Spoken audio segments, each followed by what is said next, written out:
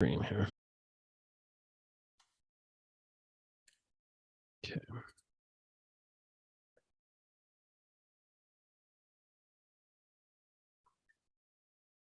Okay.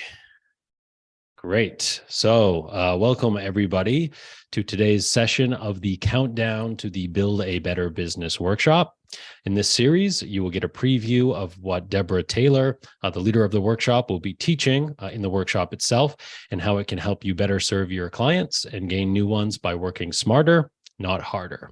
So if you want to go ahead and learn more about this 4-day virtual Build a Better Business workshop, which is spread out between February 28th, March 7th, 17th, and the 21st, you can go to horsesmouth.com/BBBW23. And for those of you joining us in Zoom, I will go ahead and put that link out there for you right now. So in today's preview session, we're going to be taking a look at the first session on day 3, which is titled Protect Your Fees, Attract Prospects, and Keep Clients by Adding Services and Providing What Investors Value. So welcome, Debbie. Thank you for joining me today. And I think we'll start off by kind of acknowledging this disconnect that seems to exist between advisors who are a little, correct me if I'm wrong, hesitant about bringing up fees, having that discussion. But on the other side of the table, we have clients and prospects who are very eager to have the fee discussion. Is this a disconnect you see? Look, it's definitely out there. And I think advisors need to overcome that sort of natural uncomfortability. I don't think that's a word, but we know what we're talking about, right?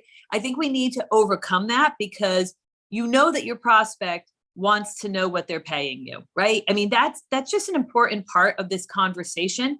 And by dancing around it, delaying it, trying to ignore the elephant that's in the room, I think ultimately you undermine your credibility and you undermine your value proposition. Yeah. So where do you think advisors go wrong when it comes to discussing fees? What do you see? What I think happens is the advisor has not taken the time to create a documented value proposition, right? So then when the fee conversation comes up, they're left a little flat-footed. Oh, like, how am I going to explain this? How am I going to articulate my value? I want to charge $20,000 a year. And I'm trying to charge it because I'm telling the client that I care about them and I'm a good guy and will return their phone calls, right? So you know intuitively that is an ineffective value proposition, right? You know that intuitively. You might not want to admit it to yourself, right? But subconsciously, you're like, this doesn't feel good. So then you sort of avoid it. What you need to do is address it head on, have a documented client value proposition. I call it like my widget factory, where I say, look, Mr. and Mrs. Prospect, I don't have a widget factory out back to show you the beautiful widgets that we make, but I do have these visuals. I do have these things to walk you through to explain our process, our service calendar, our value proposition. So you've got to walk into these meetings with a thoughtfully laid out value proposition so that you don't have to try to avoid that inevitable conversation. And so what I heard from you is that some advisors can be vague and very general when it comes to the value they provide. And you're saying that they need to be much more concrete and specific. Am I hearing that right? Yes, at the very least. Yes. Yeah. So when you do have, that kind of concrete value proposition and you're having this transparent fee conversation, what does that do? What does that do for, the relationship? Well, first of all, it helps you to close. And I think even more importantly, it enables you to close bigger cases. Okay. So you might still be able to close those smaller cases because maybe they're not expecting as much. Maybe they're not shopping around, right? It's a smaller dollar amount overall, but everyone's like, hey, I want these higher net worth clients, right? Well, that higher net worth client is more sophisticated and you can't try to get them to fork out $20,000, $30,000, $40,000 a year unless you are providing very tangible value to them to earn that $20,000 or $30,000 a year. So that kind of leads right into a conversation about your client service offering. What I'm hearing from you is, you've got I know you have a term, the value ladder. Can you talk a little bit about, what that is for folks listening? Yeah. So I think I'm just making a note here. Like, I think there's a few things that that you want to use to demonstrate, right? Or these are some of the things that I have used, and maybe you use different things in your practice, right?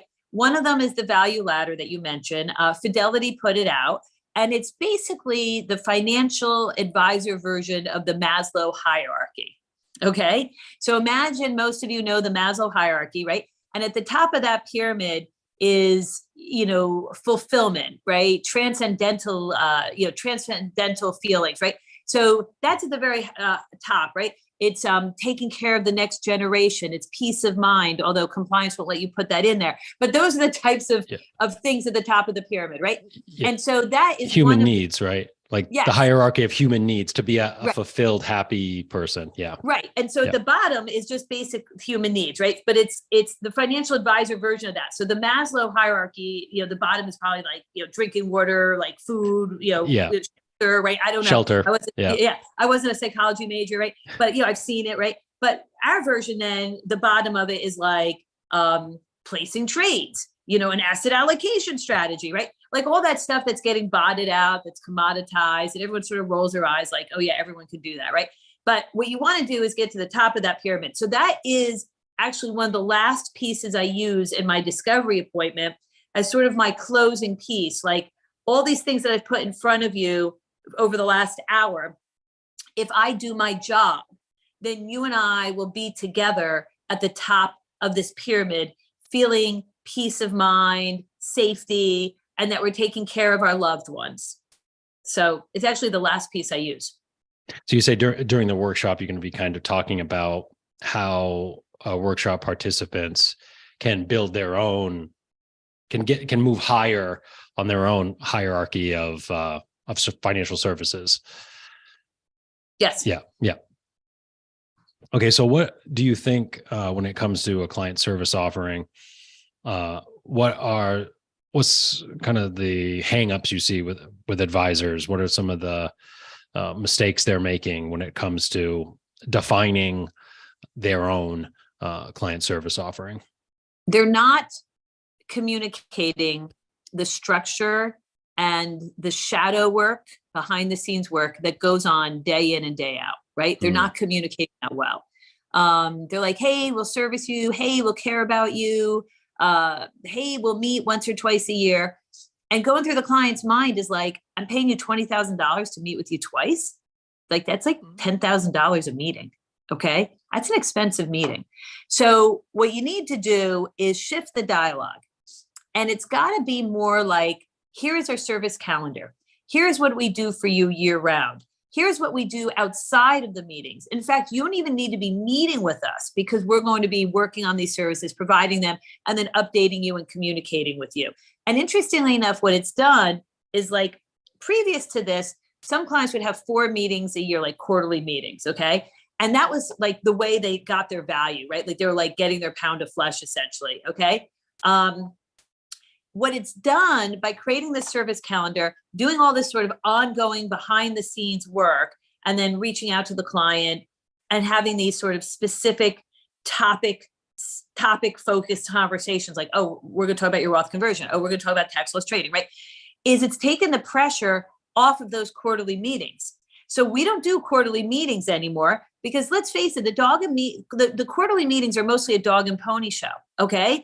I mean, let's face it. Now I'll probably get some hate mail in the chat on that, but let's face it. It's like often you'll then like scrub up the portfolio a week before the meeting. That is if you're prepping for the meeting, and a lot of advisors don't even prep for it or have minimal prep. Okay. They'll then scrub up the portfolio a little bit because they'll be like, oh my gosh, I still have like all this technology in the portfolio. I probably should have gotten rid of that. So like, they'll then like clean up the portfolio a day or two before. And again, I'm not saying all advisors, so people like shouldn't get upset, but I'm using this to make a point. Okay. And then you go in there and you're sort of running them through this sort of quarterly, like, oh, here's where the market is, whatever, right? Think about if we got away from all that sort of partially effective activity and partially not effective activity, right? Let's say we took a step back from that. And instead our activity, we're focused on like specific tasks, specific goals connected with the client, right? That come out of your service calendar, that don't necessarily have to come from a meeting, because what about those clients that don't meet with you? Are you going to then punish them? Like the people that actually trusted you to do your job, and now they somehow end up worse off than the guy that's hounding you every other month for his meeting, right? That just doesn't feel right. So people don't want to come in to see you. They want to live their lives, many of them, okay? Maybe they don't want 4 times a year. Maybe they only want once or twice a year. And again, want to trust that you're doing the work that you should be doing. And so really what it does is it starts helping you to reconfigure your entire strategy across all of your clients, not just your prospects, right? So what we did is we created a service calendar. And every month, there are certain things that we are doing for the clients, whether they meet with us or not, whether they ask for it or not, whether they care about it or not. There's certain things that we're reviewing for them, that we're addressing, and then reaching out to them and having those thoughtful conversations on. And that's one of the things that we show prospects in that discovery talk is, here's our service calendar. Here are all the things that we're doing for you. So real quick, Ellison asked on Q&A, will Debra's offering / value ladder / value proposition be provided along with supporting materials in the workshop? Yeah. We go through every single thing. Everything we go through it is I basically open up my entire playbook of everything that I've developed, and it has been very effective. I mean, we close a lot of business. We close big business, $3, $4, $5 million accounts and higher. And I would not be able to close them, I will tell you, if I did not have a demonstrated client value proposition. Yeah, I mean, I think it just goes back to, you know what you do for clients, and you kind of assume that they know, but that's an error, right? That's a mistake. You have to communicate continually on an ongoing basis what you're doing for clients and the value you're providing. It sounds like this client service calendar is that's what it's for, right? Yeah, but what it also does, Doug, and I agree with you, right, is some of this is probably happening already in good practices, right? Part of this, though, is we need to be stepping up our game as advisors, okay? And not having some of the services we provide be so either like reactive to the appointment or reactive to the client request, right? And sporadic, right? That's not very scalable, okay? And it doesn't help you to sleep at night. So think about it, right? If you've got 100 clients and Doug Pierce is a pain in the butt, okay? So now Doug's, I know Doug's going to be on top of me, right? Doug's going to be sending me those emails, right? So Doug is getting this great service. Doug's getting the tax loss trading and the Roth conversion analysis and all these great things, right? But then you're like, are you doing that for the other clients that aren't Doug? And how does that make you feel? Doesn't that worry you? You want a consistent client experience, and a consistent client experience that's high quality isn't dependent on having a bunch of Doug Pierces in your practice who are going to be pains in the butt, right? So part of it is we need to elevate our game and provide a consistent experience. So we talk about that in the workshop, is what that looks like what that service calendar looks like. What are the things that you should be doing every month or every quarter for your clients? And how do you reach out and communicate that you're doing that work? And how do you train your team to do it? And the checklist, right? So there's this whole infrastructure built around, basically having a service calendar, which in essence is what you're doing is providing a consistent client experience is really what you're doing. And that's what you should be doing, right? That's what you should be doing.